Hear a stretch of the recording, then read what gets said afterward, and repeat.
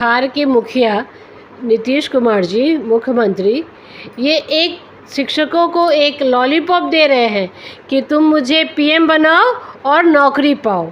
आने वाले युवाओं को भी नौकरी दीजिए, तभी बिहार में बाहर आएगी और तभी नीतीश कुमार आएंगे। ये पटना में छात्रों और टीचरों के साथ लाठीचार्ज किया गया है, उन्हें दौड़ा दौड़ा कर पीटा गया है, इस पे आप क्या कहती हैं? पहले तो आपके चैनल से आए हैं, आपको नमस्कार, और पूरे बिहार वासियों को नमस्कार। लेकिन ये जो पहले तो सबसे पहले तो मैं इसकी निंदा करती हूँ कि जो शिक्षकों को और जो अभ्यर्थी हैं, कैंडिडेट हैं, जिनके लिए उन्होंने 9 बार नियमावली में बदलाव किया है, और अगर वो विरोध प्रदर्शन कर रहे हैं तो उनको पीटना ये किसी भी चीज़ का सलूशन नहीं है। अगर उनको दिक्कत थी, उनको क्या परेशानी है, तो बातचीत करते। आपने इसमें 10 लाख नौकरियों का वादा किया है बिहार सरकार ने, तो उस नौकरियों के तहत जो आपने वैकेंसी निकाली है, तो उस वैकेंसी पे उनका अधिकार है। और लेकिन आप जैसे वैकेंसी निकालने के बाद आप लगातार उसके नियमावली में बदलाव करते जा रहे हैं।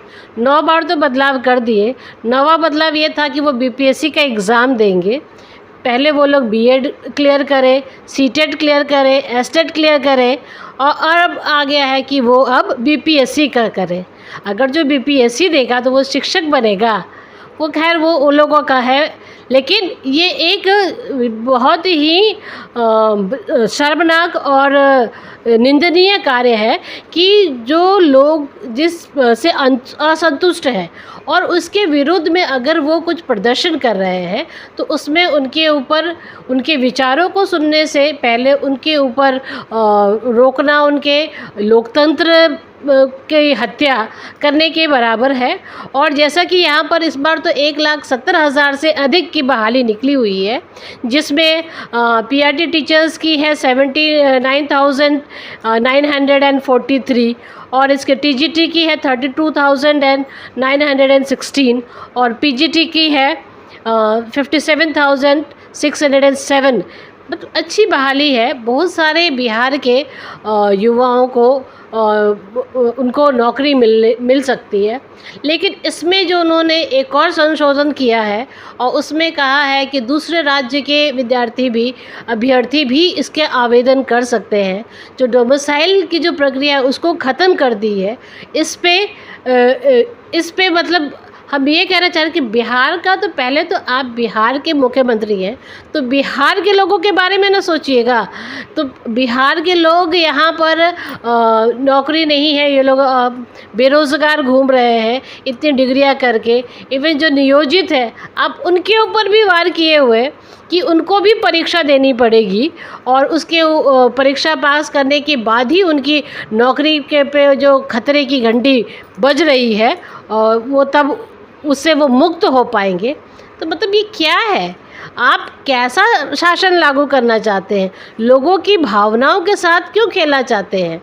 इसलिए यहाँ पर जो लोगों के साथ जो भी हो रहा है, तो ये तो बहुत ही शर्मनाक है। शिक्षक जो है वो भारत का या बिहार के भविष्य को सिखाते हैं, तो आप इनके ऊपर वार करके बिहार के भविष्य पे भी वार कर रहे हैं। ये सही नहीं है। मुख्यमंत्री और शिक्षा मंत्री ने जो बिहार के गुणवत्ता प्रतिभाशाली छात्रों पे बच्चों पे जो टिप्पणी की है, वो भी बहुत ही निंदनीय है। उनको ऐसा नहीं करना चाहिए। जो शिक्षक अभी संघर्ष कर रहे हैं, आंदोलन कर रहे हैं, वो स्कूलों में जाकर बच्चों को सही शिक्षा दे पाएंगे? बिहार के मुखिया नीतीश कुमार जी, मुख्यमंत्री, ये एक शिक्षकों को एक लॉलीपॉप दे रहे हैं कि तुम मुझे पीएम बनाओ और नौकरी पाओ। तो ये शिक्षक जिनका मनोबल उन्होंने तोड़ दिया है इस संघर्ष से, मार पीट के डंडे बरसाए, इसकी मैं घोर निंदा करती हूँ। तो ये जब बच्चों के बीच में जाएंगे अपने स्कूलों में पढ़ाने के लिए, तो ये इनकी तो मनोबल पहले से टूटा हुआ, तो वो किस तरह की शिक्षा देंगे बच्चों को? क्या बताएंगे कि हम पिट कर आए हैं तो आपको पढ़ाने के लिए आए हैं यहाँ पर? तो ये कैसा इनका शिक्षा का माहौल बना रहे हैं। ये तो अपना एक राजनीतिक दाव है इनका कि शिक्षक लोग इनको पीएम बना दें और नौकरी पा लें। बिहार में जो शिक्षकों के साथ, अभ्यर्थियों के साथ जो भी दुर्व्यवहार हो रहा है कि उनको दौड़ा दौड़ा के पीटा जा रहा है, उनके बातों को नहीं सुना जा रहा है। जब ये बच्चों के पास जाएंगे स्कूलों में, जब उनको शिक्षा देंगे तो वो यही कहेंगे ना वो लोगों को कि आपको भी भाई बच्चों कितना भी पढ़ लो, अगर नौकरी पाना होगा तो पिटना तो ज़रूर होगा इस बिहार सरकार में, कि या तो पिट लो और नौकरी पा लो या सरकार को बदल दो। बस यही दो ऑप्शन आपके पास में है कि आप क्या करोगे, सरकार बदलोगे या पिट कर अपनी एलिजिबिलिटी के साथ तुम आप कितने भी योग्य होने दो, उसकी कोई मान्यता नहीं है।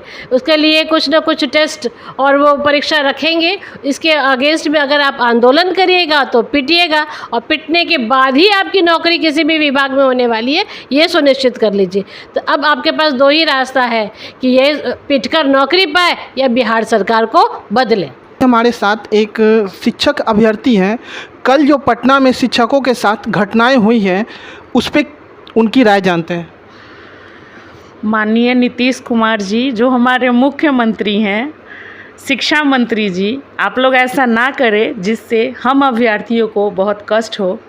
हम आपकी सेवा के लिए बिहार में यहाँ उपस्थित हैं और सीटेट और बीटेट पास करने के बाद भी आप बीपीएससी ले रहे हैं, ठीक है लीजिए, लेकिन उसमें भी बहुत सारे बदलाव, हर रोज़ नियमावली में बदलाव। ऐसा ना कीजिए कि हम लोगों को भी लगे कि आप हमारे साथ धोखा कर रहे हैं। मजबूर मत कीजिए इसके लिए कि हम लोग ऐसा कुछ कदम उठाएं या कुछ बोलें। ऐसा नियमावली लाइए जिसमें हमें भी कष्ट ना हो और पिछले जो हमारे शिक्षक भाई बहन है उन्हें भी कष्ट ना हो, उनको भी उनकी नौकरी के साथ ही रहने दीजिए और आने वाले युवाओं को भी नौकरी दीजिए। तभी बिहार में बाहर आएगी और तभी नीतीश कुमार आएंगे या जो भी आएंगे, और नहीं तो बाहर नहीं और सिर्फ लाठीचार्ज आएगी और कुछ नहीं आएगा। मैं इसके बिल्कुल खिलाफ हूँ क्योंकि ये नौकरी हमारी है, बिहार वासियों की है।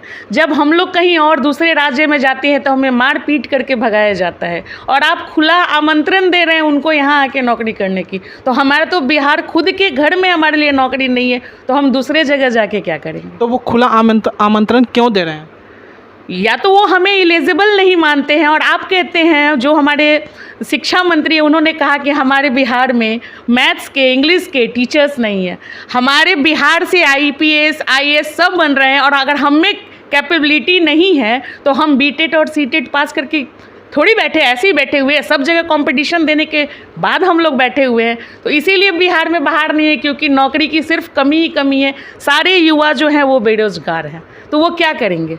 रोड पे आएंगे, इधर उधर घूमेंगे, बहाली नहीं है, हमारे पास नौकरी नहीं है। इसलिए बिहार जो है सबसे पिछड़ा, आप देख लीजिएगा अभी जो भी है सबसे पिछड़ा है। एजुकेशन में भी जो हमारी बोलते हैं हम लोग, क्या बोल सकते हैं आपको, लाइबिलिटी हमारे पास कुछ नहीं है। यहाँ पे हम लोग के पास पूंजी नहीं है, कैपिटल नहीं है, ना हम कोई सरकारी नौकरी कर सकते हैं ना कोई बिजनेस कर सकते हैं, क्योंकि सबसे गरीब राज्य बिहार हमारा सबसे गरीब राज्य है। कहीं के भी जाकर के आप उठाइए और देख लीजिए, सबसे अभी 2023 में भी ये बताया गया है जून में कि हमारा जो सबसे गरीब राज्य है वो बिहार है। क्यों? हमारे पास नौकरी नहीं, नौकरी नहीं तो पैसे नहीं, पैसे नहीं तो फिर कुछ नहीं।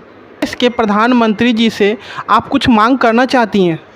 माननीय प्रधानमंत्री जी से मेरी यही मांग है कि जो युवा हैं उनकी कैपेबिलिटी को देखने के लिए उन्हें मौका दिया जाए। जब तक उन्हें मौका नहीं दिया जाएगा वो अपनी एबिलिटी और कैपेबिलिटी को नहीं दर्शा पाएंगे, और हर समय पहले के तौर पे ही उसको जांचा जाए, ये भी उचित नहीं है। तो मेरा उनसे यही रिक्वेस्ट रहेगा कि जो भी उचित है, जिससे ना पहले के शिक्षक और ना जो युवा शिक्षक हैं उनको कष्ट हो, ऐसी बहाली की जाए। नियोजित शिक्षकों पर आज हमारे साथ श्रीमती शीला पंडित जी, बीजेपी की प्रदेश मंत्री और एक शिक्षक अभ्यर्थी थी। नीरज कुमार, राइजिंग बिहार।